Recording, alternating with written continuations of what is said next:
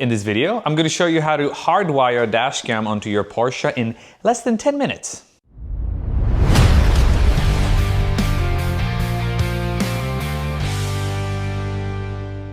This is the dash cam we're going to be using. I have been using other types of dash cams on my other cars, but I decided to try this one for a couple of reasons. But let's unpack it and let me show you exactly what we're dealing with. So this is the BotSlap G980H multi-channel dash cam. I also ordered a hardwire kit, which we will not be using. I'll tell you exactly why. But wait, I thought I said I will be hardwiring it. Yes, we will. Just wait. Okay, so this is the actual dash cam, and this is how it attaches, but it has a party trick. No, that's not the 128 gigabyte memory stick that it comes with.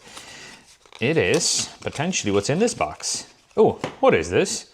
Oh, it's another camera, but wait, there's something else inside. Another camera? How is that possible? Well, only because this camera is designed to be modular. You attach an extra camera onto the side and onto this side, if you please. So that way, if this is sitting on the windshield of your car, you can have a dash cam that's pointing at the passenger, or you can have a dash cam that's pointing outside or towards the back. Now in my case, given that my car is fairly small, I will probably just run it like this. So that way I will have a very nice front-facing camera, and I will have an easily adjustable rear-facing camera without having to wire any cables to the back of the car. All right, what else do we have here? Let's take a look at it. Whoops. So this is something else that you can add to this camera. This is an actual rear view camera, which unfortunately on my car you cannot do because I have no rear windshield. Well, I could probably run the cables to the back of the bumper. It wouldn't make any sense, which is why I love this setup, because when I mount this camera onto my windshield, I'll be able to adjust this rear view facing camera and it'll just record everything that's behind me. And then over here in this box, we have a trim tool, very fancy, and a 12-volt adapter. And then finally, in this envelope, we have all the necessary tools needed to install it, including this stick-on dash cam. Essentially, what you do is you stick this onto the windshield and then you mount your dash cam here, which means if you are someone like me who has front windshield tint, it will be easier for you to remove the dash cam if you need to without damaging the precious tint. Now, the reason why you can easily hardwire a dash cam onto a Porsche is because Porsches have a 12-volt socket right there in the passenger footwell. For the most part, newer Porsches, this is a 2014 and it has it, they have it. So, as long as your dash cam, such as this one, comes with this 12-volt plug, you will absolutely be fine. So the first thing you need to do is figure out where you're going to mount this dash cam. Now, ideally, you would probably mount it somewhere in the middle. It doesn't make sense on such a small car.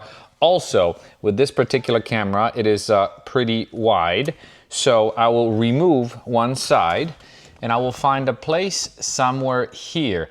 That way, check this out. It is out of the way and it can record the front, and this guy I can set to record the rear or the passenger. Okay, I will be taking this template, which has the outline of where the camera should be mounted, and I'm going to place it somewhere here as close to the edge as possible. What an ingenious idea. It will save your windshield in case you have tint, or when you have to have your windshield replaced, you'll be able to easily disconnect your dash cam and place it on the new windshield. So anyways, let's peel this off and mount it somewhere in this place. By the way, before we do so, this camera is also very angular, as in you can adjust the angles because it tilts here like that. So no matter how slanted your windshield is, you can adjust it. You can also adjust the lens. How cool is that? And obviously the rear facing one, you can adjust this one in that way. Super cool. That's why I fell in love with this dash cam. Let's stick it on. Well, that was very uneventful. And now the fun part begins when it comes to hardwiring it. You plug it in here, and typically on the car, you can stick it under the headliner. And in my case, I will have to remove just the upper portion of the A-pillar so I can go around it.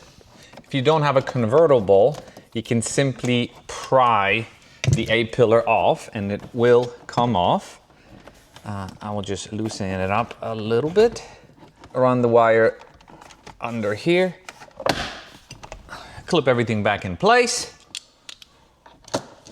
And honestly, now it's as easy as running the wire under your dash, plug it into the footwell socket, and you're done. In my case, I ran it under here and went under there, and then it went under the liner. You basically stick your hand in there and just tuck it in there. You can see and feel a little edge. You basically tuck the wires in there, plug it in, and you're good to go.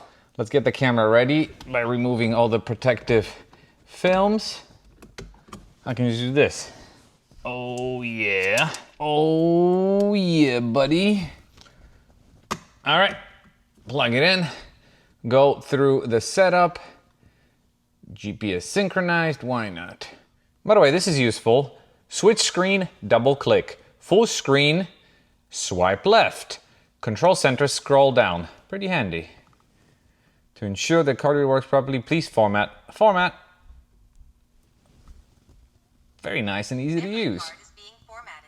Yay! So this is what it looks like. This is the front-facing camera that I can adjust down. See, and I can also move the lens left and right. Oh, so easy to adjust. Super, super nice. And if I wanted to adjust the rear-facing camera, double tap. See, there's me.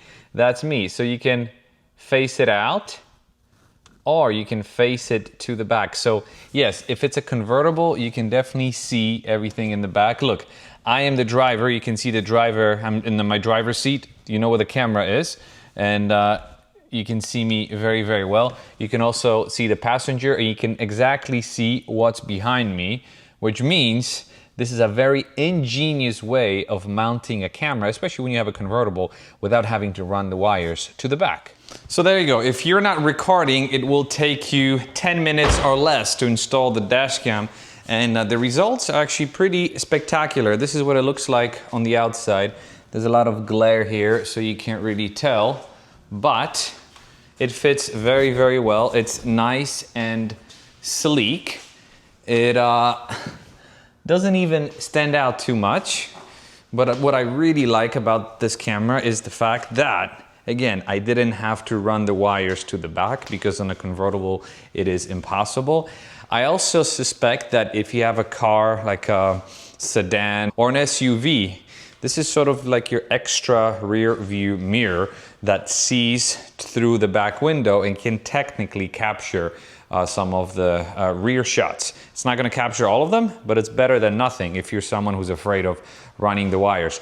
Also, if it's mounted on a regular car, you have these things that you can adjust sideways, and these things will record everything that's in your blind spot. So, really, really cool camera. I'm very, very happy that I ordered it. Wanted to try something new, and I'm happy I did. I have now tried 3 or 4 different dash cams. This one, so far, I have to say, is my favorite. It's 4K.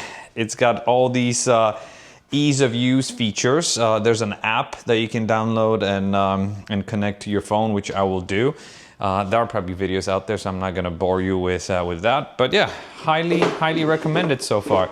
I might report back in a couple of weeks on how I feel about this camera, but so far so good. If you want, I'm gonna link it down in the video description. If you have any questions or comments, leave them down below. As always, I'll answer every single one of them. Thanks for watching, and I'll see you in the next video. Bye.